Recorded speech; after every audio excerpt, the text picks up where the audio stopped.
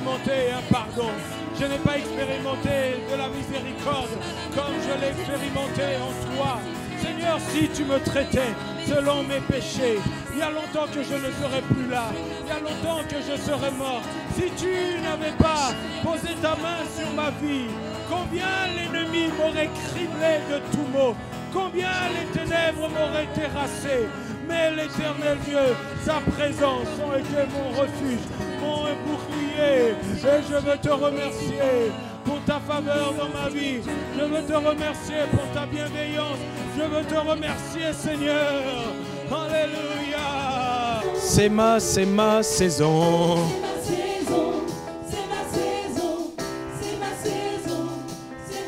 De gloire.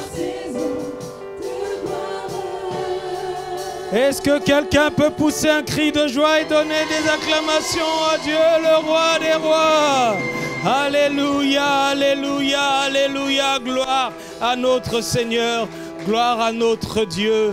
Merci Seigneur de ce que tu nous fais goûter à ta présence dans ces temps de louange et d'adoration qui prépare, qui ouvre nos cœurs à ce que tu nous libères ta parole qui va nous transformer, qui va être la clé de notre succès, de notre réussite. Nous te bénissons pour ces moments. Nous te bénissons pour ton serviteur que tu as envoyé et qui est là parmi nous et qui va nous conduire dans ce que tu veux libérer dans cette saison pour ton Église. Béni sois-tu pour tout cela.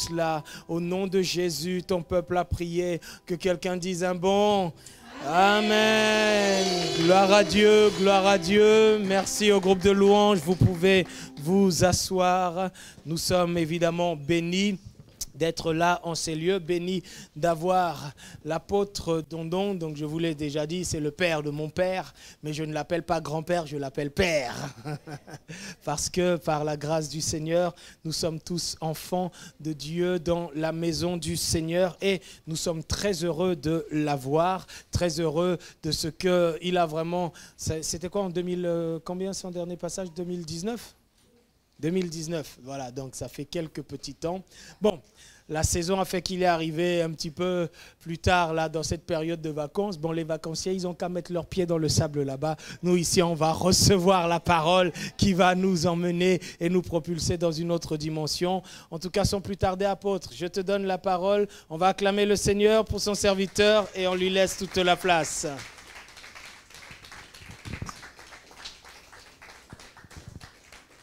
Alléluia. Ah, je suis content de revoir vos beaux visages. Shalom. Shabbat shalom. Gloire à Dieu, c'est la saison. Il y a des saisons, quand ça arrive, on ne s'attend pas. Je ne veux pas dire que ma présence amène quelque chose de nouveau. C'est Jésus qui amène toujours du nouveau, de la nouveauté. Je remercie l'apôtre Anissé, toute l'équipe, pasteur Rodriguez, j'aime bien dire ça. Puis tous les autres hommes de Dieu, serviteurs dans cette maison, les chantres de l'Éternel, toujours en progression formidable. Et puis ma Sandrina, alléluia. Gloire à Dieu. On vous suit et on voit les progrès que vous faites dans le Seigneur. Ça nous réjouit de voir vous progresser de gloire en gloire. J'ai souvent des bonnes nouvelles de la part de l'apôtre Anissé. En tout cas, je félicite Dieu du travail qu'il fait dans votre vie. Amen.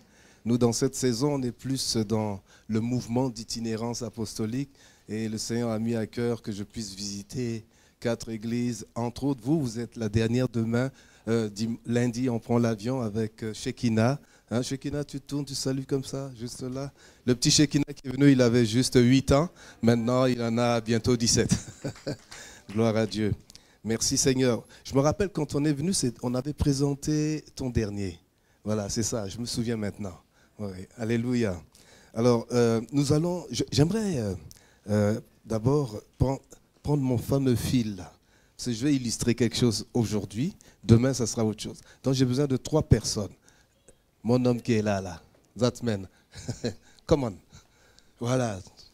Toi, tu te mets au bout, mais tu vas prendre un fil ici, là. Voilà.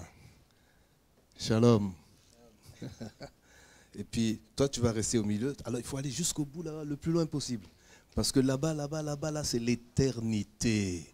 Voilà, toi, tu vas tenir au milieu. Voilà, je vous donne un peu de travail. Merci, Seigneur, pour ta parole. Elle est oui et amen.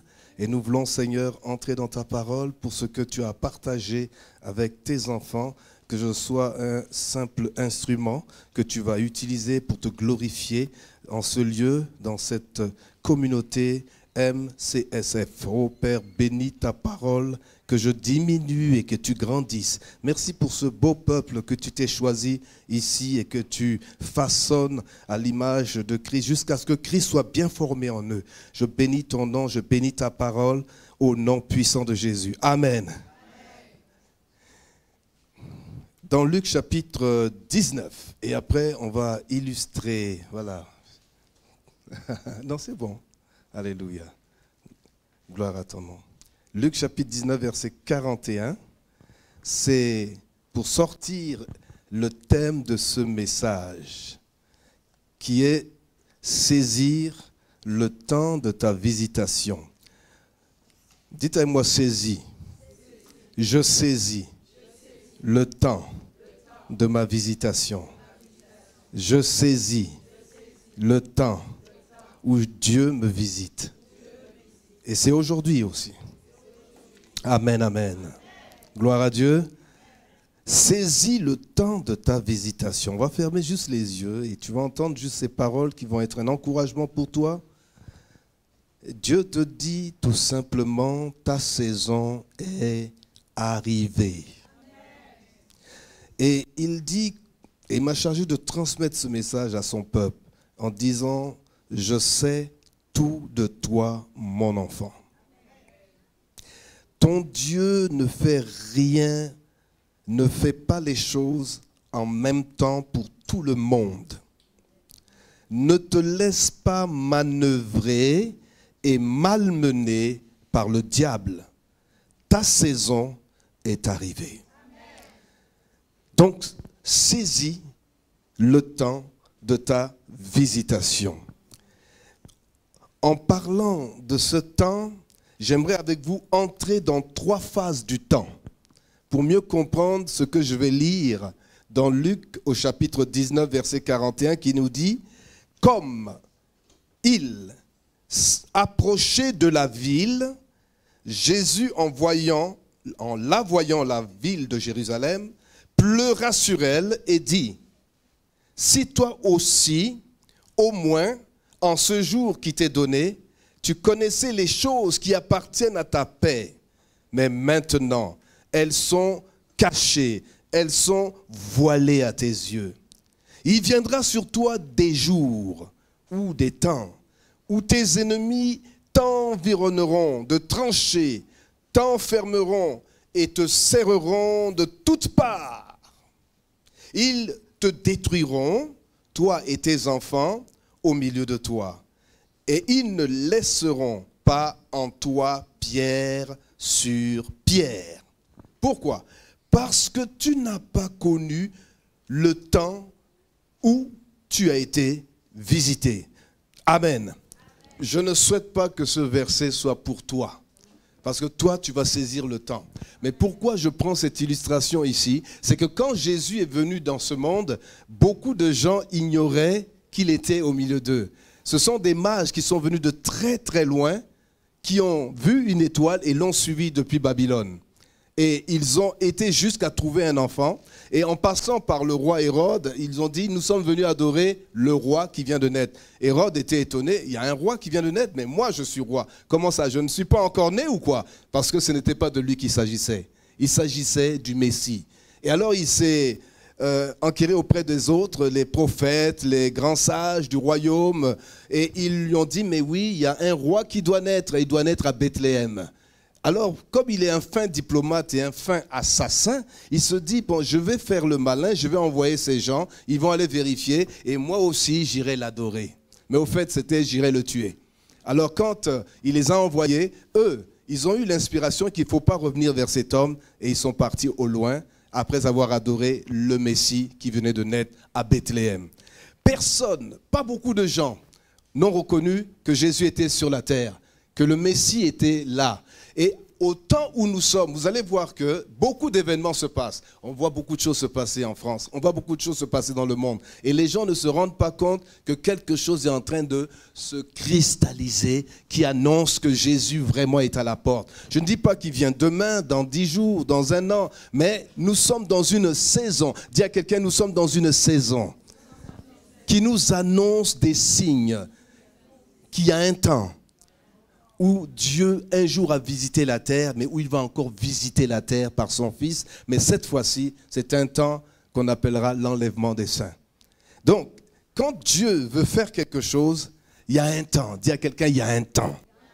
Mais ce temps-là, comme je vais en parler, c'est que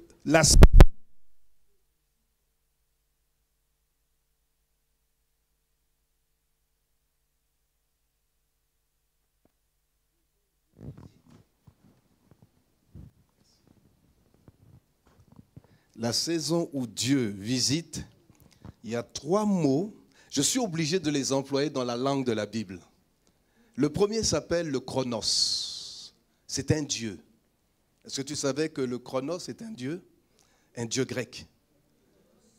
Chronos, qui a donné chronomètre. Ils adoraient un Dieu qui s'appelait Chronos. Et le deuxième s'appelle Kairos. Celui-là, je l'aime beaucoup parce qu'il parle du temps qui est à la plénitude où Dieu intervient. Je vais le définir. Et il y a un temps qu'on appelle Aion. Il va partir de moins l'infini, là où est notre sœur, il dépasse même la création du monde, et il court avec le chronos, il court sans cesse. Il court sans cesse. Il arrive à un endroit qu'on appelle le Kairos. Toi, tu es le Kairos, tu vas retenir ce message aujourd'hui. Il arrive au Kairos, il continue vers mon frère. Comment tu t'appelles? Stéphane. Stéphanos, c'est les vainqueurs. Et il court vers l'éternité. Depuis l'éternité, avant même, Dieu existait. Et tout ce qui s'appelle l'éternité s'appelle Aion. Dites avec moi, Aion. Et c'est quand on dit la vie éternelle, on dit le Zoé Aionos. Amen. Donc la vie éternelle, ça part de chez ma fille là-bas. Elle court, elle arrive même à des moments précis de l'histoire. Et elle court jusqu'à dans l'éternité. Imaginez que Dieu sur la ligne du temps, eh ben, il est au-dessus de tout ce fil-là. Il est dans l'éternité sans fin. On ne sait pas comment il est créé. Est-ce qu'il a été créé? On ne sait pas, mais il existe de toute éternité. Et ça s'appelle le Zoé Aionion. C'est-à-dire le Zoé de Dieu, c'est la vie qu'il a mis en toi quand tu as cru à un moment précis qu'on va appeler le Kairos. Quand tu es né dans ce monde, imagine, c'est un petit point dans la ligne de l'éternité quand tu es né. Quand il voit ta vie, il voit un point. Dis à quelqu'un, il voit un point. Et toi, tu es là, tu es tout fier, mais Dieu dit, tu es juste là. Et le 21e siècle, c'est quelque part dans cette ligne, 1er siècle, 2e siècle, je ne sais pas, on peut commencer en Adam, et c'est sur cette ligne infinie qu'on appelle l'éternité. Mais à un moment précis, l'histoire a commencé et l'histoire va terminer, mais Dieu est au-delà de tout ça, et on appelle ça l'éternité. Mais à un moment précis, le temps est arrêté. Et je vais vous donner 3 définitions. Alors, je vous remercie. On peut les acclamer. Merci beaucoup, merci beaucoup. Je voulais vous illustrer un peu. Dites avec moi Chronos, Kairos, Aion. Alors, à un moment, si vous lisez la Bible, vous allez toujours trouver le temps, le temps, le temps. Mais avec ceux qui peuvent comprendre profondément les termes qui sont dans la Bible, dans le langage où ça a été écrit, Chronos, c'est que on mesure le temps linéaire. Dites-moi linéaire. Comme sur la ligne du temps, ce temps est quantitatif. Les années, les jours, les minutes, les secondes. C'est pour ça que quand tu es là, tu attends ta bénédiction, tu comptes les jours, tu comptes les années. Ah, mais je vieillis. Ah, mais c'était autrefois, il m'a parlé, il m'a promis. Et le temps continue de chronométrer. Mais tu vois, ce temps, il est toujours en train de courir. Pourquoi Jésus a dit, votre temps, il court toujours. Le mien, ce n'est pas votre temps. Le temps court. Dis à quelqu'un, le temps court. Le Chronos, dans la mythologie grecque, c'est un dieu qui représente la personnification du temps et notamment des 12 heures du jour. Donc Chronos, c'est les 12 heures du jour et les 12 heures de la nuit. C'était lui, le dieu des Grecs, on l'appelait Chronos. Nous, on a chronomètre et puis c'est tout. Mais c'était un dieu pour eux et il personnifiait les 12 heures de la nuit et du jour. Le temps Chronos, c'est celui que nous connaissons, c'est le temps physique. Dites à quelqu'un le temps physique. Il permet de segmenter le temps en passé, présent, futur. Comme sur la ligne du temps, on voit le passé, la ligne infinie, le futur. Mais avec Dieu, c'est l'éternité dans le futur. Donc c'est le chronos, c'est le temps qui est quantitatif et c'est le temps qu'on peut représenter sur une ligne. Amen. Le kairos, dites avec moi kairos, K-I-R-O-S, il mesure le temps qu'on ressent, un temps qui est opportun, un temps aussi que tu vas comprendre qui est au-dessus parfois de la physique. Tu dis mais je sens, je ne comprends pas mais c'est aujourd'hui, c'est pas demain, c'est pas avant. Mais c'est maintenant que Dieu va agir. Et quand tu es prophétique, tu peux capter le kairos. Mais quand tu n'es pas, les gens, ils vont avoir un rendez-vous divin, mais ils vont passer à côté. Mais il y en a un, on parlera de lui. Il est attendu devant sa tente. C'est Abraham. C'était le temps de Dieu. Et on appelait ça le temps qui est dans sa plénitude. Il y a un avant et il y a un après. Et c'est au moment où c'est maintenant. Si tu n'es pas là, comme les 3 anges qui sont venus rencontrer qui ? Abraham. Abraham était devant sa tente. Mais si tu n'es pas là, peut-être c'est à l'église, peut-être c'est à la maison. Il te donne un rendez-vous dans un temps de prière, mais tu n'y vas pas. Il te dit, viens dans ma présence, mais tu ne viens pas. Et c'est là qu'il fait quelque chose dans un temps qu'on appelle la plénitude des temps. Dieu a envoyé son fils. Personne ne savait. Il y a bien des choses qui vont nous surprendre. Bon, je veux dire que beaucoup de gens auraient pu être là, mais Dieu a voulu que ce temps-là, moi j'arrive maintenant. Amen. Pourquoi? Parce que je me suis dit, bon, apôtre, quand est-ce que tu veux que j'arrive? Il me dit maintenant. Donc, j'ai fini toute ma tournée, Lille, Paris, Porcheville, et puis j'arrive maintenant. Quelqu'un dit Kairos. C'est pas avant, hein, pasteur. C'est pas après. C'est maintenant. Et c'est maintenant qu'il a quelque chose pour toi. C'est un temps opportun. Tu le sens. Tu le ressens à l'intérieur. C'est profond. Il y a une profondeur. Dis à quelqu'un, il y a une profondeur. Dans le Kairos, il y a une profondeur. Il y a aussi parfois une accélération, parce que c'est spirituel, c'est à la fois au-dessus de la physique, tu sens que le temps s'accélère. Il y a des fois tu ne comprends pas, mais le temps s'accélère. Il y a des fois le temps il ralentit. Tu dis mais pourquoi j'ai l'impression que ça ralentit? Parce qu'avec le kairos, tu ne peux pas l'attraper. Tu sens que ça va vite. Oh, je sens que ça va vite. Je sens que quelque chose arrive. Puis il y a des moments où tu sens que ça ralentit. C'est lui le kairos. Mais c'est un temps qui arrive à un moment à la plénitude. On va lire Galates chapitre 4, verset 4. Galates chapitre 4 pour définir ce temps qu'on appelle le kairos. Alléluia. Après, je reviendrai dans mon texte, bien sûr. Mais c'est pour vous définir les 3 formes de temps, pour que tu comprennes quand Dieu intervient dans ta vie. Amen, on est ensemble. Galates chapitre 4. Aussi longtemps que l'héritier est enfant, je dis, il ne diffère en rien d'un esclave. Mais il est sous des tuteurs et des administrateurs jusqu'au temps, dites-moi jusqu'au temps marqué. Alors c'est pour ça que j'enseigne souvent un enseignement, il y a des niveaux de croissance dans la vie chrétienne. Mais beaucoup de gens sont à un niveau très bas. Le premier niveau, ce n'est pas mon message, c'est quelqu'un qui vient de naître. On dit c'est un bébé qui vient de naître. Dans ce monde, il y a des gens qui naissent, comme toi et moi, à un âge et à une précision, telle date, tel mois, telle année. C'est ce qu'on appelle les bébés qui viennent de naître. En grec, on ne les appelle pas de la même façon que les autres. On dit que ce sont des brephos. Il vient de naître. Ensuite, il y a l'enfant qui grandit un peu. Et lui, on l'appelle le technos.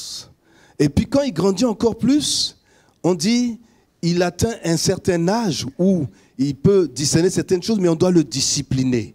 Et là, on dit paidion.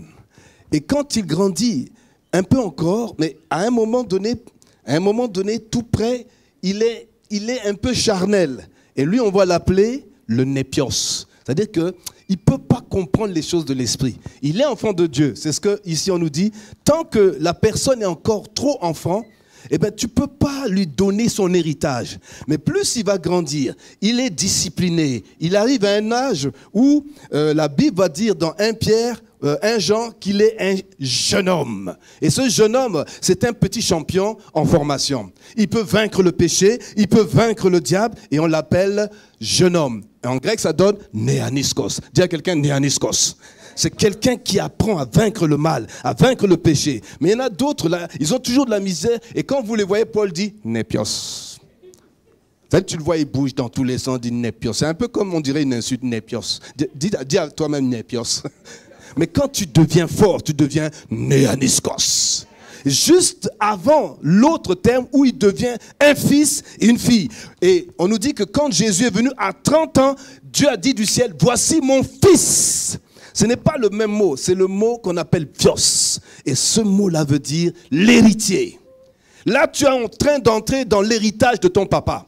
Tu chasses les démons, tu déclares les choses arrivent parce que tu es en possession. Mais avant d'arriver à Vios, fils, fille, il faut qu'on t'enseigne. Il faut qu'il y ait des pédagogues, il faut qu'on t'enseigne la victoire, jusqu'à ce que tu commences à être un petit champion qui dit néaniskos. Mais lui, ce serait quoi, si on le voit, d'après vous?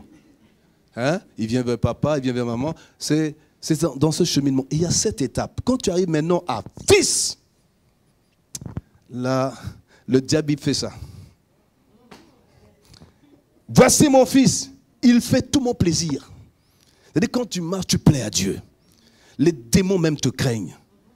Parce que tu es un fils héritier. Et les Romains ne présentent pas au public quelqu'un qui n'est pas un fils, même s'il a adopté. Il dit, voici mon fils. Ça veut dire que tous les autres sont éliminés. Mais quand tu es fils de Dieu, fille de Dieu, tu dois être digne de ce nom. Parce que Jésus, lors du baptême, Dieu dit, voici mon fils. Il fait tout mon plaisir. Quand Dieu peut dire ça de toi, tu sais que tu as beaucoup grandi. Dis fils de Dieu, fille de Dieu. Amen. Mais entre-temps, il y a des étapes. Et quand tu arrives à fils, ce n'est pas fini. Parce qu'après cela, il y a une étape où tu es accompli. Tu es papa spirituel, tu es maman spirituelle et tu es accompli. On appelle ça les hommes et les femmes parfaites en Christ. Tu le bouscules, il te regarde, il sourit seulement. Les autres, ils vont dire, tu me connais moi, avant moi là. Donc ça veut dire que ce n'est plus toi qui vis, c'est Christ qui vit en toi ou c'est toi encore qui vis. Et celui-là, là, si on le bouscule, il est calme. Il ne fait pas de compétition à personne. C'est quelqu'un qui sait que la couronne est déjà quelque part. Il marche en champion, en homme accompli.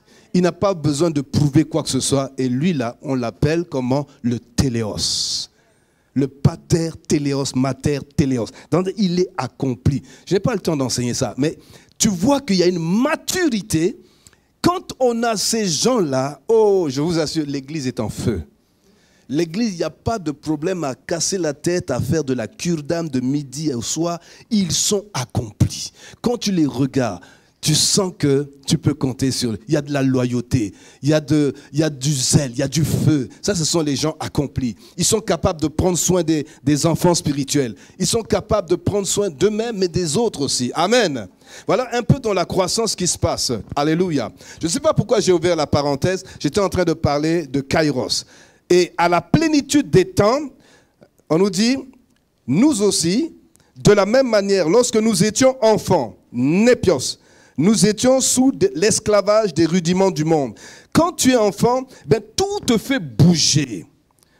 Dans ta vie spirituelle, tout te fait bouger. Le péché te fait bouger. Les gens qui parlent de toi te font bouger. Eh ben, tu n'es jamais équilibré.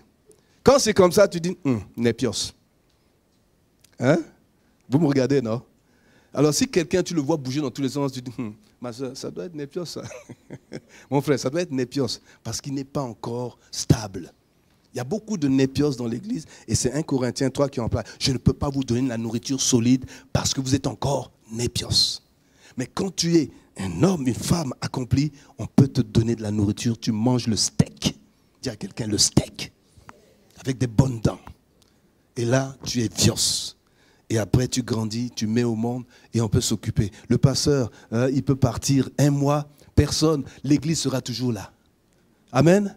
Ils peuvent partir les leaders. On dit, on est des quoi? Des fios, des filles et des fils. On est lourd, on est chargé lourdement. Et l'Église peut compter sur vous. Et on bouge. Amen. Le pasteur est où? Il n'est pas venu aujourd'hui? Ah, moi je ne viens pas. L'autre qui prêche que j'aime beaucoup, il est où? Il n'est pas là? Non, je ne viens pas. Quelqu'un dit Népios. Tu n'as pas besoin de lui. C'est vrai qu'on doit parfaire. Mais si tu es encore là, tu es encore. Mais nous voulons passer à Néaniskos, des vainqueurs. Tourne-toi, dis à quelqu'un, je deviens vainqueur. Je deviens un fils, une fille. Amen. Oh, acclame pour Jésus, gloire à Dieu. Mais jusqu'à ce que tu arrives là, il faut qu'on te forme, qu'on t'entraîne. Jésus même, on nous dit, il est resté 30 ans dans le silence avant de paraître. Imagine, 30 ans de formation dans le silence. Il voyait des choses, mais Dieu lui dit, ce n'est pas le temps. Quand ce fut le temps, et la Bible appelle ça la plénitude des temps, Jésus est venu, il est rentré, il est allé dans les eaux du baptême. C'est pour ça que Galates, par la bouche et la plume de Paul, dit ici, mais lorsque les temps ont été accomplis, Dieu a envoyé son fils, né d'une femme, né sous la loi. Jésus est entré dans le monde, il est entré dans le rouleau du livre. Amen. Ça, c'est le temps qu'on appelle Kairos. C'est un temps qui est immatériel. Il ne se mesure pas, il se ressent. C'est une autre dimension du temps qui crée de la profondeur. Quand quelqu'un peut saisir ce temps, il est capable d'aller en profondeur. On nous dit la largeur, la hauteur, et de l'amour de Dieu, la longueur. Et parce qu'il y a 4 dimensions de l'amour. Quand tu commences à saisir ça, on dit tu saisis, et le mot j'aime beaucoup, il katalambano. C'est-à-dire il prend la profondeur, il prend la hauteur, il sait que c'est Dieu qui parle, il n'est agité par personne parce qu'il est déjà solide. Quelqu'un dit profondeur. Est-ce que c'est le temps pour vous d'entrer dans la profondeur? Ou vous voulez rester népios? Moi, je suis népios. Non? Et tu chantes népios. Quelqu'un dit non, on change de dimension. C'est ça, on a chanté que la dimension, et Paul parle de 4 dimensions qu'il faut saisir. Katalambano. Dites à moi, katalambano. Je saisis les 4 dimensions de l'amour de Dieu. Et quand tu es là, tu es solide, on ne te bouscule pas. Ta profondeur est profonde. Le Saint-Esprit te remplit jusqu'à la plénitude de Dieu. Là, tu es solide. Tu es un fils, une fille.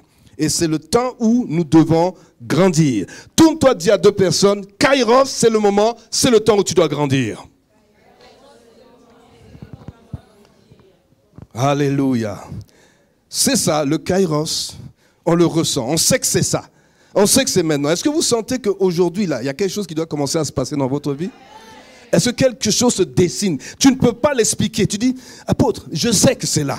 Je sais que quelque chose est en train de se produire à MCSF. Et c'est maintenant. C'est quelque chose que Dieu veut amener par ce simple message qui dit, saisis le temps de ta destinée. Mais je sais que c'est maintenant. Amen.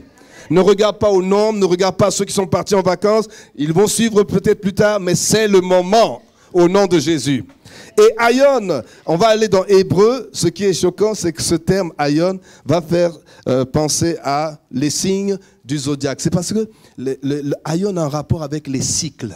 C'est-à-dire que ça fait comme, tu vois, tu pars de janvier, février, mars, avril, mai, juin, tu arrives à décembre, et ça reprend un autre cycle. Et c'est pour ça qu'on dit que Aion, c'est un cycle, ce sont des cycles, mais c'est aussi le mot qui va qualifier l'éternité, ou les siècles. C'est-à-dire que le siècle, il compte par centaines d'années depuis l'éternité. C'est pourquoi il dit, il est Seigneur au siècle des...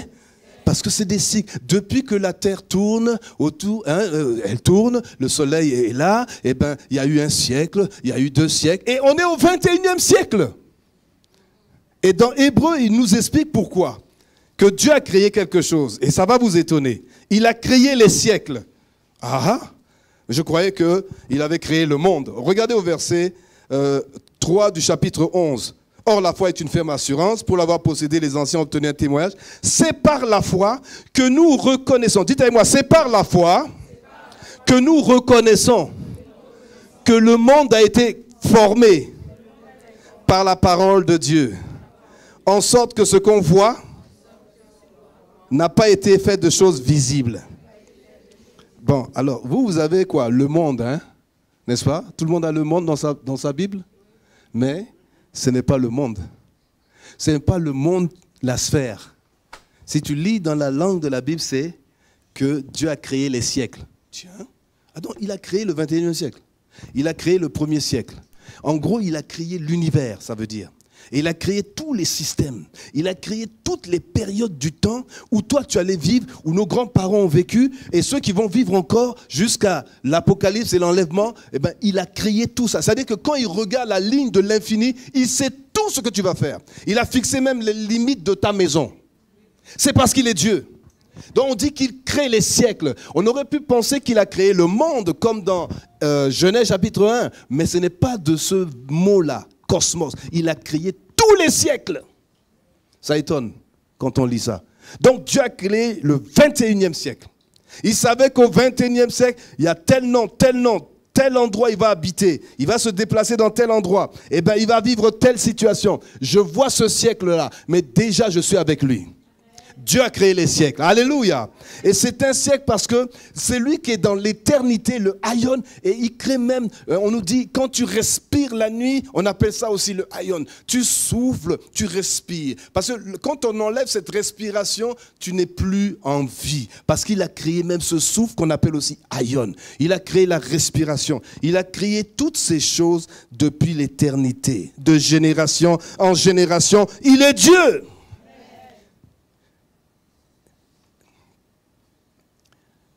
Le temps, dites-moi le temps. Ce n'est pas en termes de « il fait beau dehors », c'est le temps. Ce n'est pas quelque chose d'inventé par les humains. Mais il a été aussi inventé par les humains pour parler des changements. Ah, il fait beau dehors. Ah, il va pleuvoir. Ben, le temps même se mesure. Et le temps est partout.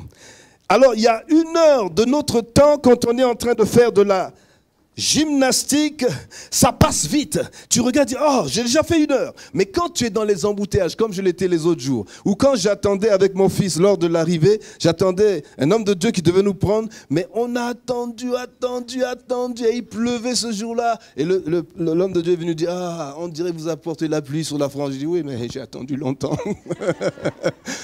Bon, parce que c'était bon d'avoir la pluie, et je voyais qu'il était content parce qu'il a fait chaud, et il a commencé à pleuvoir. Et on a attendu tellement, que mon petit, là, il commençait à se dire, ça commence bien le voyage. Ah, mais c'est long. Alors j'essaie de le calmer, je dis, tu vas vivre des moments extraordinaires. J'étais positif. Et puis il a vécu des moments bénissants, depuis Lille jusqu'à aujourd'hui.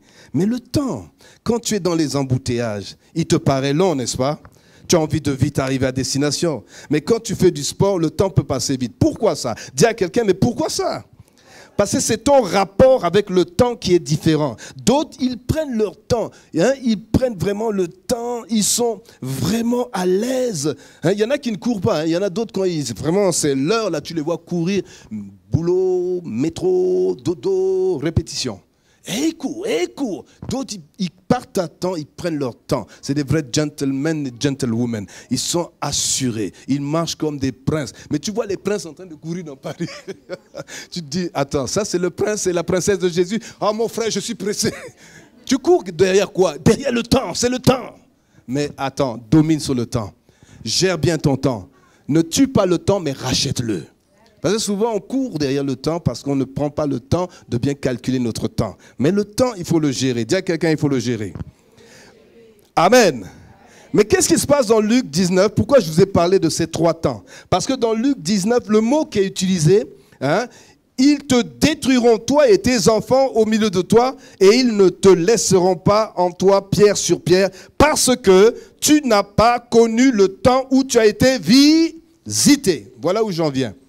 Dans ce verset, pourquoi Jésus nous parle d'un temps où Jérusalem a été visitée? Dans l'évangile, eh bien, quand Jésus regarde Jérusalem, les gens regardent les briques.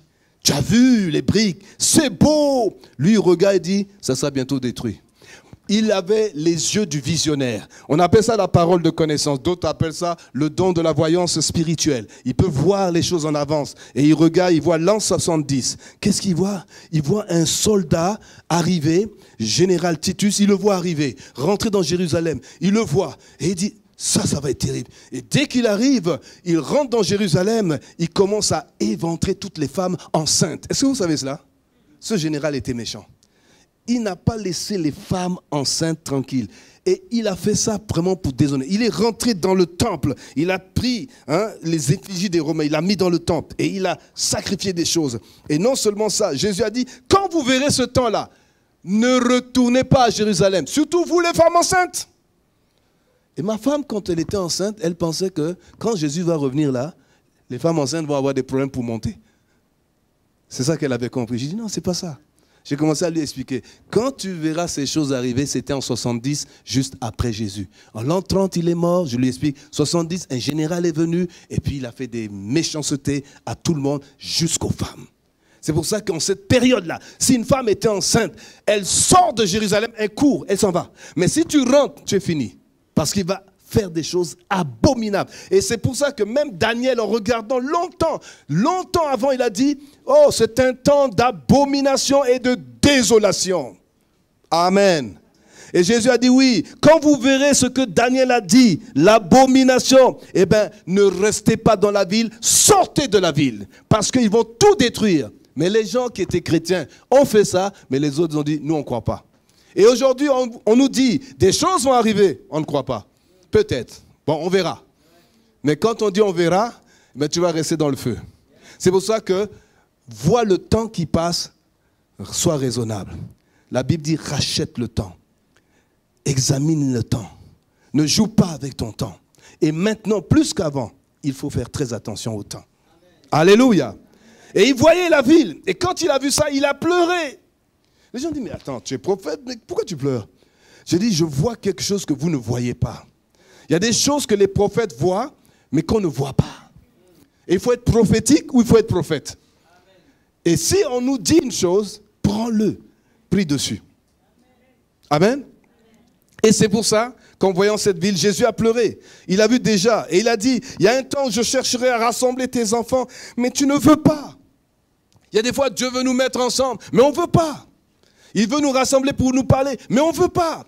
J'ai autre chose à faire. Ce n'est pas mon temps. Je n'ai pas le temps. Oh non, mais pasteur, il faut comprendre. Et vous connaissez les gens qui sont souvent comme ça. Quand on prêche, ils disent, pasteur, vous savez qu'ils t'envoient un message. Quelqu'un dit, il n'a pas le temps. Parce qu'il voit déjà le repas, là, ça fait grrr, grrr, grrr, grrr. Et là, il dit, mais tu finis quand, Apo? Tu finis quand, pasteur? Tu finis quand? C'était trop long. Mais il peut rester des heures. C'est pas long, hein? Ça, c'est quoi? On tue le temps en faisant autre chose. Mais quand on est dans la présence de Dieu, aïe, c'est difficile le temps. Est-ce qu'on est d'accord? Dis à quelqu'un, rachète le temps. Ne tue pas le temps. Hein? Je n'ai pas le temps. Je ne sais pas si je serai là, hein? Parce que j'ai prévu quelque chose d'autre aujourd'hui. Alléluia. Ce n'est pas le temps que je devais être avec l'Église. Parce que ce temps-là avec l'Église, c'est moins... Ça arrive en quoi? En 5e position. Mais l'Église, ce n'est pas l'Église, c'est Jésus qui veut te parler. Et je bénis Dieu pour vous qui êtes là. Parce que c'est votre temps. Et pour ceux qui sont partis en vacances, que Dieu les bénisse dans leur temps de vacances. Amen. Ils n'ont pas reconnu le kairos. S'ils avaient discerné, ils auraient vraiment fait comme ces 3 personnes dont je veux parler d'eux. Zacharie et Élisabeth. Allons dans Luc chapitre 1. Zacharie a compris quelque chose, mais attention à l'incrédulité. Il savait qu'il y a quelque chose qui était en train de se passer en son temps. Il y a eu aussi Joseph et Marie, et il y a eu aussi Anne et Siméon. Ils ont discerné quelque chose en leur temps. On nous dit dans Luc chapitre 1, verset 5, du temps, dites-moi du temps, c'est à cette époque, d'Hérode, roi de Judée, il y avait un sacrificateur. On ne parle pas d'un lévite, Mais un sacrificateur, il y a 24 classes. Lui, il était dans la 8e classe. Un choix qui arrive tout le temps, par année. Et c'est l'année où c'est le 8e. Eh bien, il est dans la 8e classe. C'est sa famille et tous ses descendants dans cette 8e classe qui ont été classés par David. Eh bien, tu dois rentrer dans le temple pour faire quelque chose. Et là, tu dois être heureux parce que quelque chose doit se passer dans ta vie. Et là, on nous dit qu'un sacrificateur nommé Zacharie, Dieu écoute son nom. Alors, de la classe d'Abia, qui est la 8e, sa femme était d'entre les filles d'Aaron. Donc, tous les deux sont dans une famille de sacrificateurs. Et elle s'appelait Élisabeth. Quelqu'un dit Élisabeth. Mais voici le problème que tous les chrétiens aussi peuvent avoir. C'est un sacrificateur. Nous sommes des sacrificateurs. On est bénis. On a des femmes, des enfants. Eh bien, on fait les choses de cette manière. On nous dit que tous deux étaient justes. Dites-moi juste. Ils observaient d'une manière irréprochable. On dit, oh, là, ce sont des chrétiens comme ça. Ce frère-là, cette sœur, elle est irréprochable. Mais elle n'a pas de mari. Oh, ce frère-là, il est juste, il est toujours à l'église. Mais on dirait qu'il y a quelque chose dans ta vie. Est-ce que vous suivez encore? Ici, il est dit, ils étaient justes, irréprochables. Dans tous les commandements et toutes les ordonnances du Seigneur. Ils n'avaient point d'enfants. Il y a toujours quelque chose qui manque aux enfants de Dieu, quelque part. Tu peux être riche, mais tu n'as pas la santé. Mais là, ils n'ont pas d'enfants. D'autres diront, il y a un problème dans ta famille. Ils n'avaient point d'enfants parce que Élisabeth était stérile. Et ils étaient l'un et l'autre avancés en âge. Quel âge ils avaient? Est-ce qu'ils approchaient comme Abraham et Sarah? Je ne sais pas.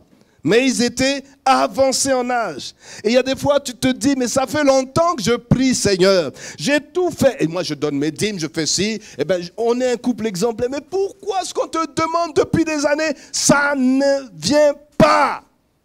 Je quitte. J'ai tout fait, frère.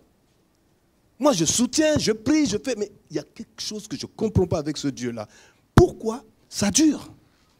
Et à cause de ça, quelqu'un dit le temps. Le kairos. Ce n'était pas le temps. Amen. Malgré qu'ils étaient justes, sacrificateurs, d'une classe précise, irréprochable, mais la femme était stérile. Ils étaient avancés en âge. Il y en avait un aussi qui était avancé en âge. C'est qui? Abraham. Je te fais une promesse. Tu es père d'une multitude de nations. Et il n'avait même pas un seul enfant après 24 ans. Sauf peut-être à un moment, il en a eu. C'était qui? Ismaël. Dieu lui a dit, il part. Il dit, bon, mais je vais prendre aussi Lot. Dieu lui a dit, pas lui. Ah ben, Eliezer. Non, pas lui non plus. Et là, il se retrouve. Il a 99 ans. Sarah a 89 ans. Et il n'y a pas d'enfant. Et il est sérieux avec son Dieu. Mais ce jour-là, il était devant sa tente. Comme Zacharie est entré dans le temple, et l'ange lui est apparu et lui dit, tu auras un enfant. Il est en train de faire la cérémonie, écoutez bien, devant le lieu très saint. Il allume le parfum, il fait des cérémonies. Et là, normalement, si c'est l'année du grand pardon, il rentre dans le Saint des Saints avec du sang. Mais là, il voit un ange. Il dit, tu es béni aujourd'hui. Ah oui? Tu auras un enfant. Ah! Comment? Où est-ce qu'il se trouve, s'il vous plaît? Dans le lieu? Où est-ce que vous vous trouvez ici? Pour vous, c'est le parvis ou c'est le lieu très saint? Là où Dieu est, c'est le lieu très saint. Ici, c'est l'autel. Et là, vous écoutez comme Zacharie, tous les jours la parole. Amen, alléluia.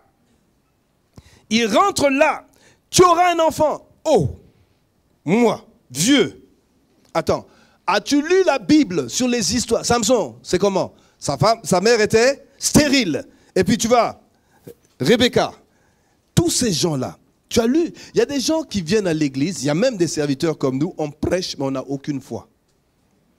On n'a aucune foi. On est exposé dimanche après dimanche à la parole. Mais à la fin, on dit Amen, on s'en va. Est-ce que ça va marcher? Lui est venu du Canada, il va changer quoi? À ma situation. Et vous savez ce qui est arrivé à Zacharie, n'est-ce pas? Qu'est-ce qui lui est arrivé? Dieu a dit, ben, parce que cette fois-ci, je veux faire quelque chose. C'est à cause de ta femme, peut-être. Mais toi, là. Il a eu la bouche. Normalement, un sacrificateur, quand il sort du temple, il lève les mains. Tout le monde dehors attend la bénédiction. Là, il va nous bénir. C'est la seule fois dans l'année où on a une bénédiction sacerdotale. Et lui, il lève les mains. Qu'est-ce qui se passe?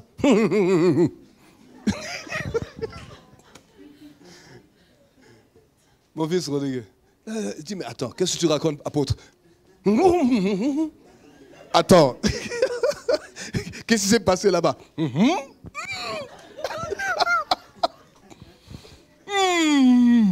Attends, c'est quoi?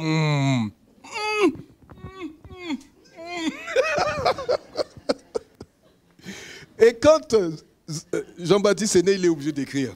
Et là, sa bouche est ouverte. Dieu lui a dit, alors, tu vois maintenant? Alors, quand tu... C'est vrai, ma soeur. On vient à l'église, on vient à l'église, on vient à l'église, on ressort. Les gens attendent dehors une bénédiction de notre part. Le témoignage. Qu'est-ce que Dieu a fait dans ta vie? Dieu, il est vivant. Tu sors le paquet de témoignages. Lui dit, viens et vois dans l'église où je suis. Ils viennent à cause que tu as des choses à dire. Mais quand tu sors, mon Dieu, tu voulais dire mon Dieu, il est comme ça. Attends, quoi comme ça? Tu es comme ça ou c'est quoi? Parce que tu n'as pas de témoignage, tu es comme Zacharie, il n'y a pas de mot qui sort. Mais quand tu sais que Dieu t'a touché, visité, tu as un paquet, un lot de témoignages. Les gens ne viendront pas parce que tu auras prêché un long message. Ils savent qu'il y a tellement de choses que Dieu a fait dans ta vie, ils vont venir et voir. Il n'y a pas un amen? Il n'y a pas une acclamation pour ça? Quand tu viens à l'église, ne sors pas de la même façon. Dis, je ne sortirai plus à partir de cette saison de la même manière quand je rentre d'habitude à l'église. Je sortirai avec un témoignage et avec des choses que je vais pouvoir raconter. Je ne mourrai pas, je vivrai et je raconterai les merveilles de l'Éternel. On n'a pas de témoignage. Il ne faut pas que ce soit toujours les mêmes. Et d'ailleurs, quand les mêmes commencent, on dit, toujours lui, encore lui. Mais oui, il en a. Encore elle, encore lui. Parce que toi, tu n'as rien. Il ne faut pas critiquer, il faut dire Amen pour que ton tour arrive. Car ton temps et ta saison est arrivée. Amen, amen. Il ne faut pas faire comme Zacharie. Alors, Abraham attendait 24 ans. La 25e année allait commencer. Et là, il entend, il voit des anges arriver. Et comme il a un don d'hospitalité, c'est bien de savoir accueillir les frères, les sœurs, les serviteurs de Dieu. Et là, il voit, il sait que c'est le temps. Il ne peut pas expliquer à Sarah, mais il sait que ces trois-là, il ne faut pas qu'ils passent. Amen. Il sait que lorsque Dieu passe, il passe comment? Je suis Dieu, j'arrive. Accueillez-moi. Non. Il va venir peut-être par l'apôtre, peut-être par un frère, même parfois des gens que tu vas mépriser. Un jour, ma femme a vu un homme venir, passer devant notre maison, assis qu'à deux. Et là, il a dit, donne-moi de l'eau. Elle hésitait parce qu'elle observait l'homme. Bon, au moment où elle court pour chercher, elle arrive, après quelques secondes, il a disparu. Donne-moi de l'eau vite, que je te bénisse. Il y a beaucoup de choses, on voit dans la rue, parfois, on nous bouscule, juste Dieu veut voir si tu l'as vu. Tu dis, espèce de... Dieu dit, tu dis quoi? Parce qu'il y a des fois, Dieu nous teste. Je pense 2 ou 3 fois, ma femme a vu des choses comme ça quand on était en mission. Et depuis, elle dit, quand quelqu'un passe, tu cours. C'est ce que Sarah a fait. Cherche ça, fais ci. On reçoit là. C'est des anges. Les anges, c'est des envoyés. Le mot ange veut dire envoyé. Je suis un envoyé aussi. Donc, quelque chose doit se produire dans ta vie. Et tu dois te mettre en... C'est-à-dire que tu dois courir maintenant avec ta prophétie. Et là, il arrive, et puis il le prépare. Ils ont préparé rapidement. Il a pris de l'eau pour les pieds, tout ça, ils l'ont... Et vous savez, l'homme, quand il a bien mangé, la prophétie commence à monter aussi.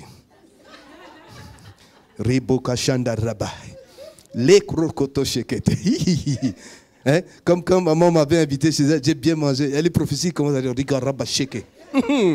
mais il y a des prophéties, tu peux aussi les fabriquer dans le sens que Dieu honore parfois les paroles que tu déclares. Même si ce n'est pas comme lui qui te l'a dit. La prophétie, c'est à la fois l'inspiration que tu entends de Dieu, il a dit, mais aussi quand tu es dans une position de déclaration. J'ai envie de déclarer quelque chose sur toi. Parce que là, je suis bien. Hein? Avec mon... Dans ma langue, on dit ngoroboro. Maman, je ne savais pas ce que c'est. Hein? C'est une nourriture qui est dure. Mais tu pars en mission avec ça. Et là, je commence à relâcher des bénédictions sur toi. Parce que, c'est pas parce que j'ai entendu Dieu me dire de te bénir, mais c'est parce qu'en tant que son porte-parole, quand je sais que Dieu entend ce que je dis, il va honorer ça. Si tu sais que Dieu n'honore pas tes paroles, ne te fatigue pas. Mais moi, je sais que lorsque je déclare, il y a des choses qui vont arriver. Amen. Et si tu entends Dieu te dire, dis telle chose, là, ça devient une prophétie. Et quand tu la libères, quelque chose arrive. Mais quand Dieu aussi, il est avec toi, tu es son ami. Et quand tu es dans ce potentiel que tu ouvres la bouche, Dieu dit, j'honore les paroles de mon serviteur. Et tu lâches, Dieu va le faire aussi. Amen. Est-ce qu'on veut ça aujourd'hui? Est-ce qu'on veut ça dimanche? Ou alors je repars avec mon lot de bénédictions? Amen. Alléluia. Maintenant, Abraham a reçu et il a béni. Et les gens, on leur dit, l'année prochaine, eh ben, ta femme va être enceinte, ça va marcher. Un jour, j'étais à Lille, chez ma belle-sœur. Elle m'a dit, tu m'as fait honte. J'ai dit, honte de quoi? Mais tu as dit que le pasteur, sa femme est stérile depuis des années, tout le monde sait. Tu dis qu'elle aura un enfant l'année prochaine. Beau-frère, tu m'as fait honte. J'ai dit, hein. Après l'année prochaine, elle dit, pardon. La femme, elle a mis au monde. J'ai pensé que tu jouais. Je ne joue pas, moi. Quand je le sens, je le déclare, que c'est le kairos. Mais tu ne peux pas déclarer à tort et à travers si tu n'as pas été envoyé. Amen. Mais si tu sens que c'est ça, tu le dis, Dieu va honorer. Alléluia. Acclame pour la parole. À ce moment, eh ben, il y a 6 mois, eh ben, Elisabeth est enceinte depuis 6 mois. Elle ne fait que louer Dieu. Elle pense que personne ne le sait. Elle dit, ah, les gens vont se moquer de ma vieillesse. Mais ce n'est pas grave. Je suis enceinte enfin. Et là, il y a une jeune fille qui s'appelle Marie. Le même ange arrive chez elle et dit, écoute, tu seras enceinte sans le concours d'un homme. Pour Elisabeth, on peut comprendre. Hein? Il y a une union entre 2 personnes. Elle dit, qui me soit fait, même si je viens, tu dis que c'est possible, qui me soit fait. Il y a des gens là, ils n'ont pas besoin d'une grosse démonstration. Ils ont une foi comme un enfant. Il n'y aura pas d'homme, je serai enceinte, amen. Quand tu sais que Dieu te parle et que c'est ça, dis je reçois et je scelle. Ne cherche pas à cogiter. Oh, mais ça fait des années, mais attends, toi tu veux dire quoi maintenant? Non, ça tourne là, ça tourne. Et après tu restes, il n'y a pas de foi. Mais quand Dieu dit une chose, tu sais que c'est ça que tu attendais. Dis amen, je reçois. Ça ne te coûte rien. Que dit lui là, il veut dire quoi encore? Ça fait déjà 10 personnes me disent la même chose. Rien ne s'est passé. Pourquoi rien ne s'est passé? Parce que toi-même, tu restes toujours incrédule. Mais Marie a dit, ah, l'ombre de Tout-Puissant sera sur moi. Je dis amen. Il n'y aura pas d'homme. Je ne sais pas Joseph. Je dis amen. Et quand elle a dit amen, qu'il me soit fait, eh bien, l'ombre de Dieu qui est situé dans le psaume 91. Celui qui demeure sous l'abri du Très-Haut repose à l'ombre du Tout-Puissant. Le mot là, ombrage, dans le langage de la Bible, ça s'appelle épikaïso. Quand Dieu vient sur toi, tu sens qu'il est sur toi. Alléluia. Je ne sais pas qu'est-ce qui va se passer, mais tu sens que Dieu est sur toi. Il dit, ma fille, je suis là. Quelque chose va arriver sur ta vie. Je suis sur toi. L'ombre de Dieu, quand il vient dans ta maison, dans ta vie, toute ta vie est couverte d'une présence et tu sens que tu es enceinte de ton miracle. Et tu commences à marcher avec cette ombre. Et on appelle cette ombre la couverture. Épikaïso, ça veut dire que tu sens que Dieu est là. Tu ne l'expliques pas, mais tu sais qu'il est là.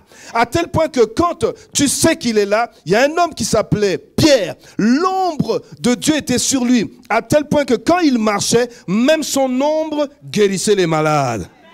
Et Paul, tellement tellement l'ombre de Dieu était sur lui. Vous recevrez une puissance qui viendra sur vous, l'ombre du Tout-Puissant. À tel point que quand on touche Paul, on touche quelqu'un, les démons sortent. Quand tu es oint, c'est sur toi. Quand tu es oint, c'est en toi. Quand tu marches, l'ombre de Dieu est sur toi. Normalement, c'est les sorciers qui ont peur de toi. Parce qu'il y a quelque chose sur toi qu'ils voient. C'est la présence de Dieu. Et cette présence, elle a enfanté quelque chose en Marie. Et elle était enceinte de son miracle. Et quand elle est arrivée vers Élisabeth, les 2 enfants, elle avait 3 mois de grossesse. C'est même pas Joseph. Et puis, Élisabeth, 6 mois. Et quand les enfants, à l'intérieur, se sont vus, salut cousin. Et ils ont donné un coup de pied. Et là, Marie a dit, hey! Et puis Élisabeth a dit, oh! Bon, je ne sais pas comment ça se passe, mais moi, il y a des fois, je voyais un bras, je dis, hé, maman, je vois un coude, puis souvent, je dors, et puis à côté de maman, puis c'est comme quelqu'un des pouces là-bas, toi. L'ombre du Tout-Puissant. Ça fait naître un miracle. Et Marie était enceinte. Et quand vraiment, les 2 enfants sont venus, rendez-vous au Jourdain. Rendez-vous au cousin, on se verra au Jourdain. Et au Jourdain, ils se sont vus. À cause que Marie a cru et Élisabeth a reçu sa bénédiction. Et aujourd'hui, il y a quelque chose qui doit se passer dans notre vie. Amen. Ton miracle s'est approché de toi. Votre miracle. Alléluia. Gloire à Dieu. Amen, amen. Maintenant, il y a aussi une façon où tu dois attendre, et c'est avec ça que je vais terminer. Et après, on va faire des paroles de déclaration. Dans Luc 2, verset 35, quand tu attends ton miracle, Dieu, rien n'est impossible, comme Marie a dit. Verset 35, Luc chapitre 2. Verset 35 à 38. 2 autres personnes attendaient la venue du Messie. Verset 25, pardon. Verset 25, 35.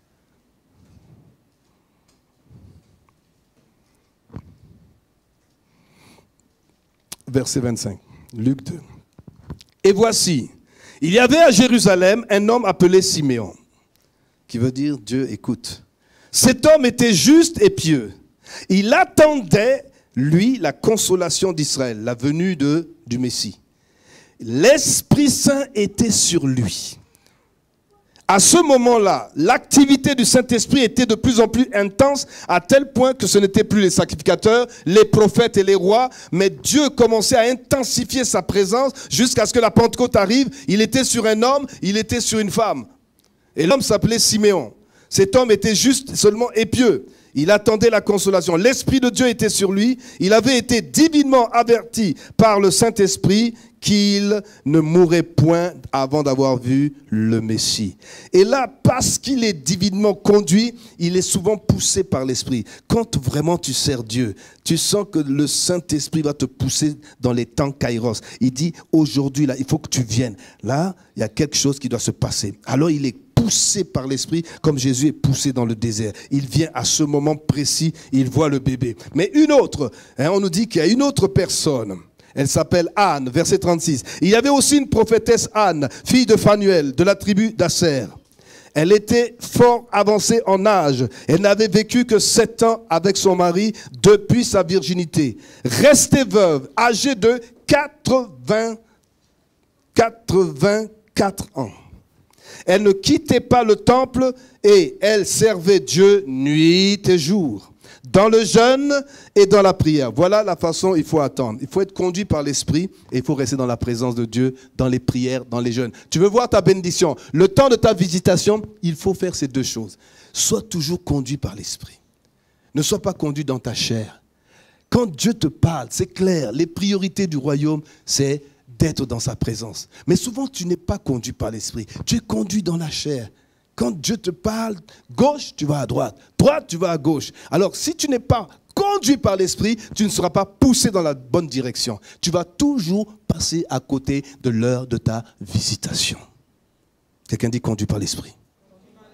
Nous sommes des enfants de l'esprit, nous sommes conduits par l'esprit. Et aussi, quand tu es dans le jeûne, comme cette femme, depuis des années, elle a été vierge et son mari l'a connue et après c'est fini, son mari est mort cette année avec lui et tout le reste du temps, jusqu'à 84 ans, elle restait dans la prière et le jeûne. Alors ça, c'est quelque chose vraiment c'est un défi. Une femme qui a perdu son mari, elle est dans la prière nuit et jour. Ça, c'est une qualité, la prière nuit et jour. Amen. Quand tu pries, il y a quelque chose qui doit se passer. N'arrête pas de prier. Tant que tu pries, cours avec ta prophétie. Quelque chose doit arriver. Et ça, c'est pourquoi Dieu dit, quand je viendrai sur la terre, dit Jésus, trouverai-je de la foi?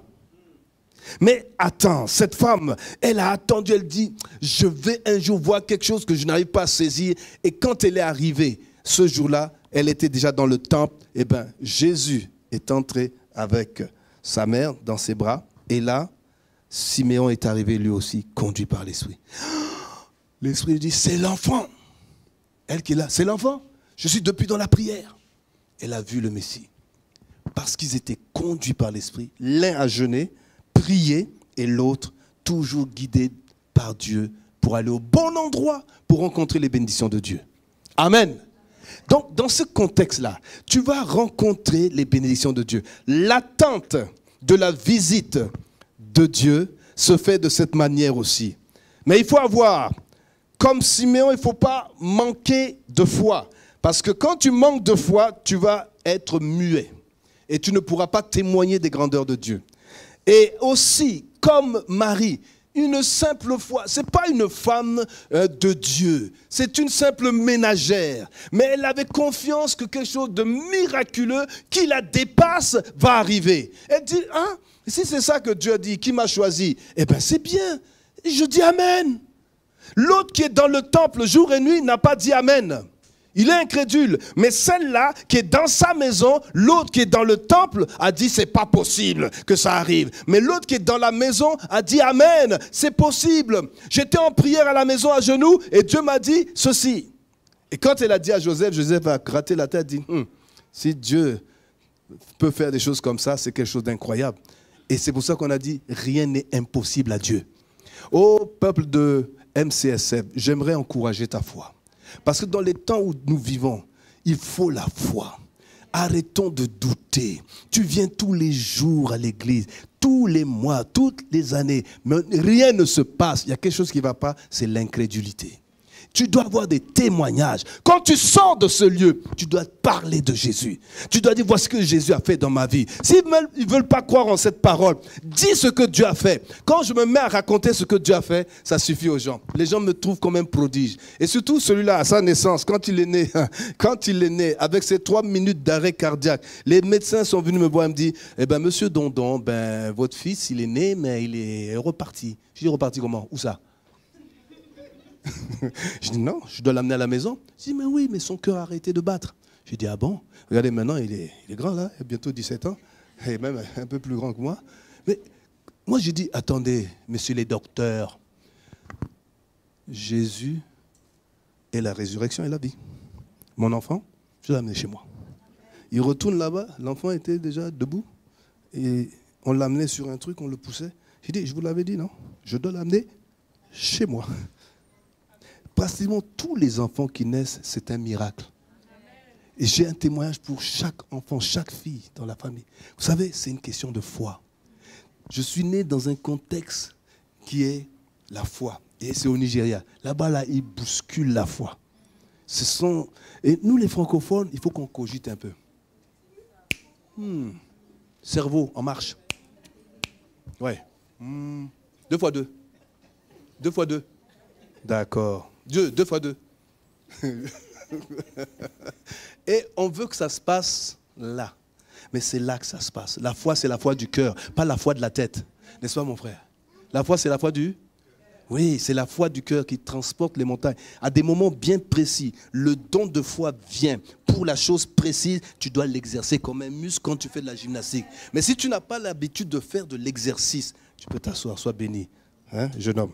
Si tu n'as pas l'habitude d'exercer le muscle de la foi, eh bien, il devient mou. C'est vrai, hein? La foi, on parle de l'exercice. Il te met une situation, je crois, tu exerces ta foi. Ça marche. 1 point, 2 points, 3 points. Tu deviens fort. Et on va dire, ah, lui, il a la foi. Pourquoi? Parce qu'il exerce le petit qu'on lui a donné et ça grandit par les expériences. Et de là, tu deviens un homme, une femme de foi. Alors, dis à quelqu'un, commence petit. Mais quand il y a une situation, exerce ta foi. Ne doute pas. Ça a l'air fou, ça a l'air impossible. Mais tout est possible à celui qui croit. Il y en a qui ne croiront pas. Tu seras le seul à croire. Avance avec ça. C'est ton expérience, pas celle des autres. Ils vont dire, tu es folle, tu es ci, tu es ceci. Crois, parce que tu as ton Dieu et c'est ta relation avec lui qui va faire que les autres vont croire en vrai. Amen. Quelqu'un dit, je veux avoir cette foi-là. C'est la foi du miracle. La foi s'exerce. À partir de maintenant, arrêtons le doute. Arrêtons de dire c'est lui, c'est elle, c'est bien, Dieu fait avec elle, Dieu fait avec lui, Dieu peut faire avec moi. Tout est possible à celui qui croit. C'est ce que Marie a fait. Elle a cru. Zacharie n'a pas cru. Et Abraham a saisi l'opportunité de la visite du Seigneur dans sa maison. Il a eu son Isaac. Ça a fait rire sa femme. Ça l'a fait rire. C'est pourquoi le nom d'Isaac veut dire le rire. C'est ce qui va te faire rire. Toute situation qui te fera rire, Dieu va dire c'est ton Isaac. Amen. Est-ce qu'on est prêt à exercer la foi? On va se lever. Alléluia. Quelqu'un dit le temps de ma visitation est arrivé. C'est aussi un temps de changement de mentalité. C'est un temps de changement de... Alléluia. C'est un temps de changement de mentalité. J'aimerais que d'abord tu inclines ta tête devant Dieu et tu commences à rentrer en toi-même. Dis Seigneur, tout ce qui a été dit, je comprends que parfois tu m'as visité, tu m'as parlé à l'église, tu m'as parlé à la maison, mais je n'ai pas usé de ce discernement pour comprendre ce que tu voulais me dire. Mais aujourd'hui, je veux saisir cette occasion pour te demander de changer ma façon de penser et de croire en toi au nom de Jésus. Lève-toi et commence à parler à ton Dieu.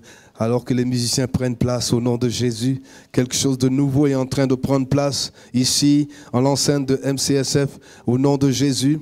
Tu commences à parler à Dieu, tu as manqué de foi, tu as souvent douté. Il y a des petites choses, tu pouvais croire, mais d'autres choses, tu ne pouvais pas croire. Mais Dieu dit que tout est possible si tu exerces continuellement ta foi comme ce muscle. Tu vas arriver à des positions où ta foi aura beaucoup grandi. Et les temps de la fin où nous vivons, tu as besoin encore d'exercer la foi encore plus grandement parce que des temps difficiles arrivent.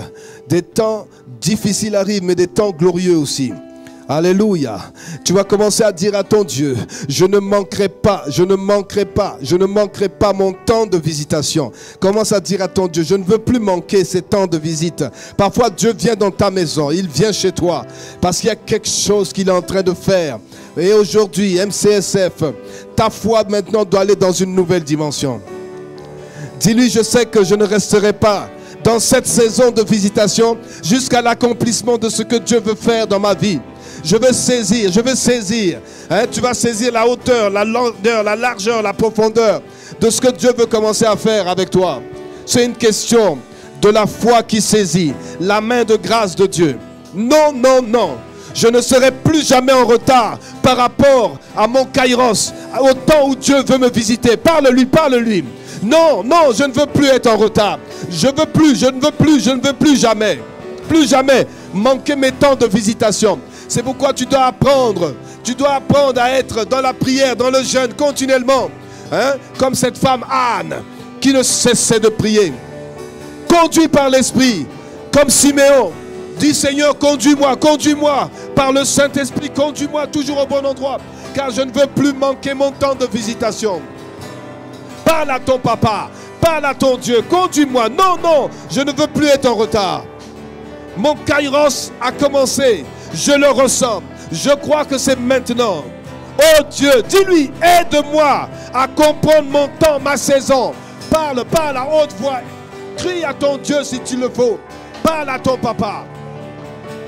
Refuse l'incrédulité comme Zacharie. Dis, je refuse cet esprit d'incrédulité. Je ne veux pas faire comme Zacharie. Je ne veux pas passer à côté de mon temps. Et ça commence maintenant. C'est la saison. C'est ma saison. Quelque chose doit changer. Quelque chose doit arriver. C'est ma saison. Papa, je le ressens. Je ressens ce kairos. Tu veux me parler. Parle-lui. Élève ta voix. Parle-lui. Élève ta voix, parle-lui.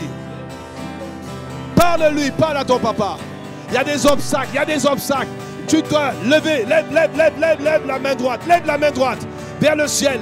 Et c'est par l'autorité que Dieu t'a conférée, l'autorité qu'il t'a donnée. Tu dis tout ce qui barre la route, tout ce qui s'oppose, papa, maintenant ça dégage, maintenant ça, je brise, maintenant je ferai le chemin. Pas autorité sur ces choses, tu dois avancer. C'est le temps d'aller de l'autre côté, c'est le temps d'aller dans les profondeurs. C'est ton temps, élève ta voix, c'est ta saison. Que tout ce qui est forme de blocage, de malédiction, tout ce qui concerne le passé, les malédictions de blocage, les blocages qui sont toujours en train de revenir, tu vas briser parce que dans la saison de Dieu, Dieu va briser tout ce qui est obstacle devant toi. Lève la main droite, commence à parler à ces obstacles. Parle, parle, parle. C'est ta foi. Aujourd'hui, c'est ta foi. Mets-la en action. C'est ta saison. C'est ton temps. Prie. Prie. Prie. Déclare ces portes ouvertes. Dis porte, toi qui étais fermé devant moi. C'est mon temps. C'est ma saison. Ouvre-toi. Je dois passer. Je dois traverser de l'autre bord. Je dois atteindre les objectifs. Oh! Toute limitation, je brise. Papa, lève la main droite et déclare, je brise ces limitations. Papa, c'est le temps pour moi d'avancer dans la direction de ma destinée, de ma bénédiction. Tout ce qui a traîné avant, tout ce qui sera après. Maintenant, c'est le Kairos. Maintenant, c'est la saison. Maintenant, c'est aujourd'hui. C'est la foi du maintenant. Seigneur Papa, tu vas agir. Tu vas agir. Que les portes s'ouvrent. Ce soir, que les portes s'ouvrent. Ce soir, que les portes s'ouvrent au nom de Jésus. Ce soir. Ce soir. Ce soir. Ce soir. Alléluia. Tu vas déclarer avec moi, avec la main droite levée, la main gauche sur ton cœur. Tu déclares avec moi. En ce jour de grâce, avec foi et conviction, en ce jour de grâce, c'est ma percée, c'est ma saison, c'est mon kairos, c'est imminent, c'est le temps de visitation.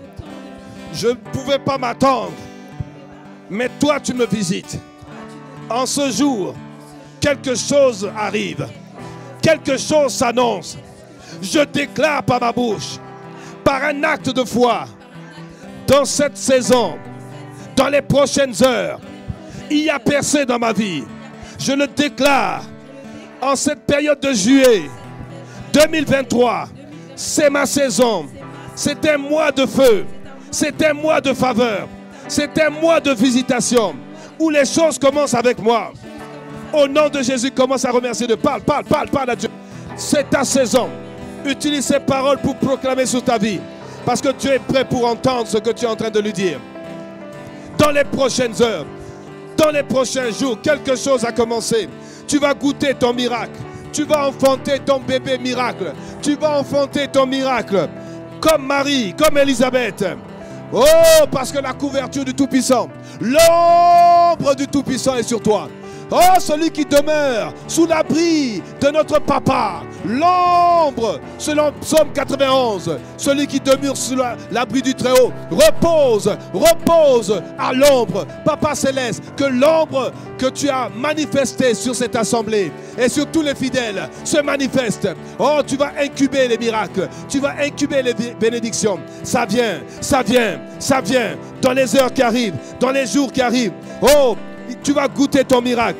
Tu vas goûter ton bébé. Tu vas enfanter ton miracle. Comme Marie, comme Élisabeth. Et puis Kaïso.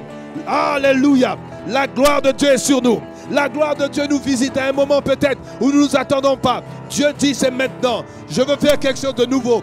Je suis en train de te dire que nous sommes le 7e mois. Nous sommes au 7e mois. En cette période, là Dieu a choisi.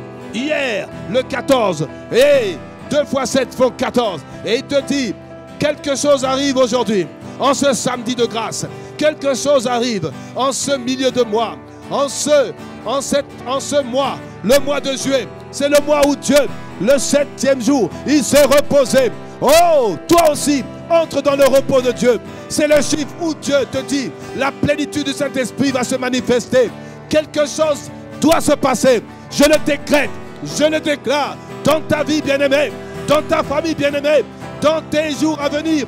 C'est le temps, c'est la saison. Au nom de Jésus, j'ouvre les portes en tant que son serviteur, en tant que son ambassadeur. Que les portes s'ouvrent pour ta percée, pour ta prospérité, pour ta joie, pour ton bonheur. Que le bonheur commence à t'accompagner. Parce que juillet, c'est le temps où tu vas entrer dans un repos, le repos de Dieu. Tu as trop combattu, tu t'es fatigué, mais entre dans le repos de Dieu. Mon frère, ma soeur, entre dans le repos du Seigneur. C'est ton temps, c'est ta saison, c'est ton temps, c'est ta saison. C'est maintenant, la foi c'est maintenant. Quelque chose doit se passer, quelque chose doit arriver dans ta vie, dans ma vie. C'en est assez, c'est ma saison, c'est le temps que tu as choisi. Son kairos, c'est pas le mien. Mon temps court toujours, le chronos, mais tu as dit, kairos, c'est à partir de là. Je saisis cette occasion pour te dire que ton Dieu a commencé. Il a commencé, il a commencé. Quelque chose se passe. Je dis quelque chose se passe dans ta vie, dans ta famille, dans ta maison. Oh, quelque chose va arriver. Tu as attendu longtemps. Tu as attendu comme Abraham. Mais les anges sont en train de passer. Les anges sont en train de passer. Ils sont en train de passer. Ils sont en train de passer dans ton assemblée. Ils sont en train de passer. Quelque chose qui est impossible à Dieu, impossible aux hommes. Mais il n'y a rien qui est impossible à Dieu. Tout est possible à celui qui croit. Crois seulement. Crois. Je vais injecter cette foi. Je vais injecter cette foi. Que cette foi te soit inoculée. Au nom de Jésus. Change dans tes pensées. Sois renouvelé maintenant. Sois renouvelé maintenant. Sois renouvelé. Sois renouvelé. Ça se passe là. Change le paradigme. Change là. Oh, que la foi descende dans ton cœur. Je veux voir cette foi. Je veux voir cette foi pour tes enfants. Je veux voir cette foi pour ton mari. Je veux voir cette foi pour ta femme. Je veux voir cette foi pour ton église. Quelque chose doit se passer, maman. Quelque chose de nouveau. C'est fini. L'esprit d'incrédulité dehors. L'esprit de doute dehors. L'esprit de crainte dehors. Non, tu n'as pas ta place dans ma vie. Tu n'as pas ta place dans ma maison. Tu m'as assez trompé, Satan. Oh, tout esprit de limitation, dehors au nom de Jésus. Tout ce qui bloque, tout ce qui est blocage, héréditaire ou autre, au nom de Jésus. Dans cette saison, Dieu dégage le chemin. Dieu ferait un nouveau chemin, une nouvelle route, une nouvelle route. Elle est devant toi, elle est devant toi. Mon frère, ma soeur, la route est là, elle est là. Quelque chose d'inattendu, quelque chose de spectaculaire, quelque chose de grand. Oui, crois-le, crois-le, crois-le, maman. Crois-le, c'est vrai, c'est oui, c'est amen, c'est oui, c'est amen, c'est maintenant. Tu ne vois pas, mais dis Seigneur, ouvre mes yeux, je veux voir, je veux voir, je veux voir ce que je n'entendais pas, ce que je ne voyais pas, je veux voir. Tu as dit c'est maintenant, je veux voir. Tu as dit c'est maintenant, je veux voir. Je crois, c'est ma saison, c'est ma saison. L'incrédulité n'a pas sa place. L'incrédulité n'a pas sa place. Le doute n'a pas sa place. Quand c'est la saison de Dieu, dis papa, je crois. Ne sois pas comme Zacharie. Ne cogite pas. Non, marche avec ton cœur. Tu le palpes. Le kairos se ressent. Le kairos, il est au-dessus de la physique. Il est méta. Il est au-dessus. Saisis-le. Papa, crie à lui. C'est maintenant. Quelque chose doit se passer. Ça doit changer dans ma vie. Ça doit changer dans mes relations. Ça doit changer dans ma vie chrétienne. Non, c'est assez. C'est assez. MCSF, c'est assez. C'est assez le doute. C'est assez l'incrédulité. Sois vrai. Papa, parle-lui cœur à cœur. Parle-lui cœur à cœur. Papa, je veux commencer à voir ce que je ne voyais pas. Je veux commencer à comprendre. Ouvre mes yeux, que je vois plus loin. Je veux voir plus loin. Je vais saisir. Je vais catalambano. Je vais saisir. Je vais saisir la profondeur, papa. La hauteur, papa. La largeur et la longueur. Oh, jusqu'à la plénitude de Dieu. Oh, alléluia. Élève la voix. Quelque chose est en train d'arriver. Ici, à MCSF, une autre dimension de Dieu. Une autre mesure de sa puissance. Mesure de sa grâce. Papa, me voici, dis-lui. Me voici, me voici. Je ne serai plus le même. Je ne serai plus la même. Papa, j'ai compris. qu'ils étaient des hommes comme moi. Élie était un homme de la même nature. Marie, tous les autres, tu as fait des choses extraordinaires. Parce que la foi, c'est la ferme assurance. La ferme assurance des choses qu'on espère. MCSF, tu espères. Continue d'espérer. Prends ta prophétie. Cours. Alléluia.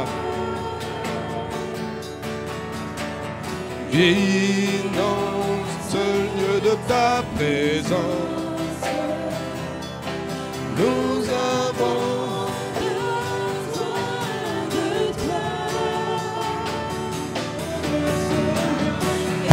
Inonde ce lieu de ta présence. Nous avons besoin de toi. Inonde celui de ta présence. Lève les mains, lève les mains, lève les mains. Nous avons Tu as besoin de lui. de toi. Inonde celui de ta présence. Nous avons besoin de toi. Inonde mon cœur de ta présence. Nous avons besoin de toi.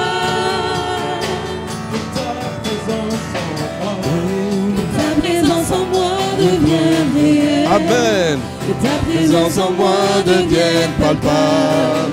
Je veux une autre dimension de toi. Que ta présence en moi devienne réelle. Que ta présence en moi devienne palpable. Je veux une autre dimension de toi. Tu vas dire que ton onction en moi devienne réelle. Que ton onction en moi devienne réelle. Que ton onction en moi devienne palpable. Je veux une autre dimension de toi. Que ton onction en moi devienne palpable. Que ton onction en moi devienne palpable. Je veux une autre dimension de toi. Que ta puissance en moi devienne palpable.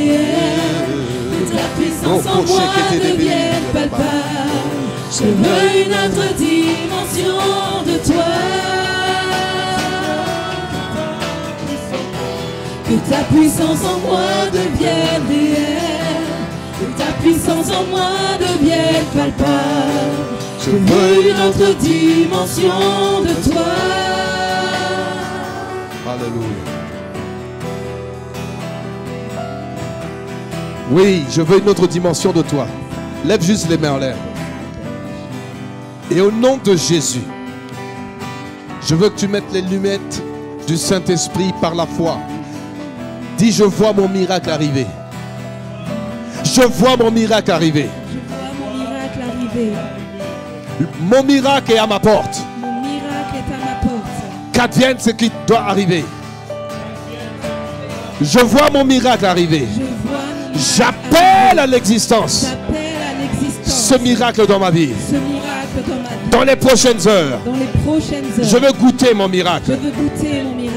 Je veux goûter mon bébé. Je veux goûter à mon bébé. Mon miracle sera enfanté. Mon miracle sera Mon enfanté. miracle va naître. Mon miracle va La naître. couverture de Dieu est sur moi. La couverture de Dieu est sur moi. Alléluia. Dis, c'est mon temps. C'est mon temps. Je reçois. Je reçois mon Jean-Baptiste. Je reçois Je reçois mon Jésus. Je reçois mon Mon Jésus. Emmanuel. Mon Emmanuel. Je reçois ma percée. Je reçois ma percée. Maintenant, tu lèves la main. Tu dis que tout ce qui s'opposait, maintenant, tu envoies le feu du Saint-Esprit sur ces choses, sur tous les désordres, les blocages, les sorciers, tout ce qui s'oppose. Maintenant que le temps de Dieu est arrivé, le feu marche maintenant devant toi. Au nom de Jésus, main droite levée et tu commences à appeler ce feu avec lequel tu vas rentrer à la maison. Tu vas rentrer avec ce feu et ce feu va te devancer. Ce feu va consumer. Ce feu va détruire tout ce qui est opposition, tout ce qui est puissant des ténèbres. Prie, prie, prie, prie. Koraba sharoba kita la derrière. La derrière basora. L'aria baha. L'aria bahe. L'oria baha. Oh, tout contrôle de Satan sur nos vies est brisé ce soir. Je ne manquerai pas ma saison, papa. Ton peuple ne manquera plus jamais sa saison. Oui, papa. Parce que ce n'est pas par la force, ce n'est pas avec la puissance, mais c'est par ton esprit, papa. Alors, devance ton peuple sur tous les chemins, depuis ce mois de juillet jusqu'à la fin de l'année, jusqu'à dans les années à venir. Fais la différence, une autre dimension de toi, une autre dimension à MCSF. Ni par force, ni par puissance, mais par ton esprit, papa. Les maladies s'écartent, les malédictions s'écartent. Toute malédiction, tout esprit de non-accomplissement s'écarte au nom de Jésus. Alléluia. Dis avec moi, je suis un enfant de Dieu. Je suis un enfant de Dieu. Toute malédiction s'écarte. Toute malédiction s'écarte. Tout ce qui arrivait dans ma vie et qui ne s'accomplissait jamais, à partir d'aujourd'hui, je déclare de ma bouche, en tant qu'enfant du roi, en tant qu'enfant de Dieu, le roi des rois, que l'accomplissement arrive, que la percée arrive, que la porte s'ouvre à partir de ce mois de juillet. Quelque chose arrive, mon miracle arrive, ma bénédiction est là, parce que c'est mon temps, c'est ma saison, la saison de mon miracle, la saison de ma visitation, la saison de ma nouvelle onction. Au nom de Jésus de Nazareth. C'est ma saison, c'est ma saison, c'est ma saison, c'est ma saison de miracle. c'est ma saison, c'est ma saison, c'est ma saison, c'est ma saison, c'est ma saison d'enfantement. C'est ma saison, c'est ma saison, c'est ma saison, Oui. c'est ma saison, c'est ma saison de succès. Crois-le de tout ton cœur, c'est la saison. C'est ma saison, c'est ma saison, c'est ma saison, c'est ma saison, c'est ma saison de succès. C'est ma saison, Amen. c'est ma saison, Amen. c'est ma saison, c'est ma saison, c'est ma saison De réussir. c'est ma saison, c'est ma saison, c'est ma saison, c'est ma saison, c'est ma saison de triomphe. C'est ma saison. Dis-le. C'est ma saison, Crie-le. c'est ma saison, Chante-le. c'est ma saison, C'est ma saison de gloire. Crois-le, crois-le de tout ton cœur. Ça va se passer. c'est ma saison, Amen. c'est ma saison, Amen. c'est ma saison, Amen. c'est ma saison, c'est ma saison de merveille. De merveille. C'est ma saison, c'est ma saison, c'est ma saison, c'est ma saison, Splendeur. c'est ma saison De splendeur. Ma saison. c'est ma saison, c'est ma Alléluia. saison, c'est ma Alléluia. saison, c'est Alléluia. ma saison, De c'est richesse. ma saison de richesse. Ma saison. C'est ma saison, c'est ma saison, c'est ma saison, c'est ma saison D'abondance. c'est ma saison d'abondance.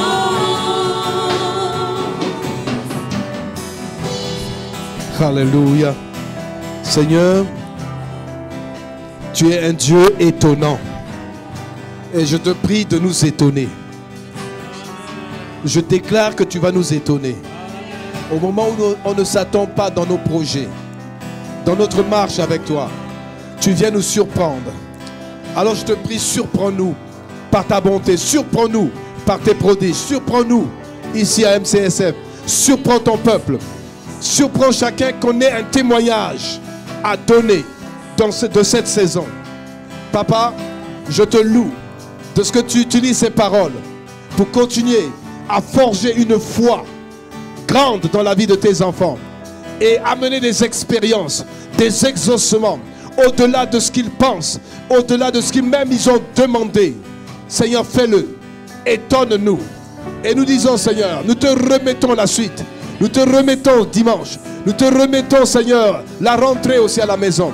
Que cette saison à laquelle, Seigneur, toi-même tu es venu dans ton timing faire les choses à ta manière. Étonne-nous, Papa. Étonne-nous, Saint-Esprit. Étonne-nous, Jésus. Parce que tu es un bon Père, un bon frère et un guide parfait. Au nom de Jésus, j'ai prié. Amen, amen, amen, amen, amen, amen. C'est ma saison, c'est ma saison, c'est ma saison.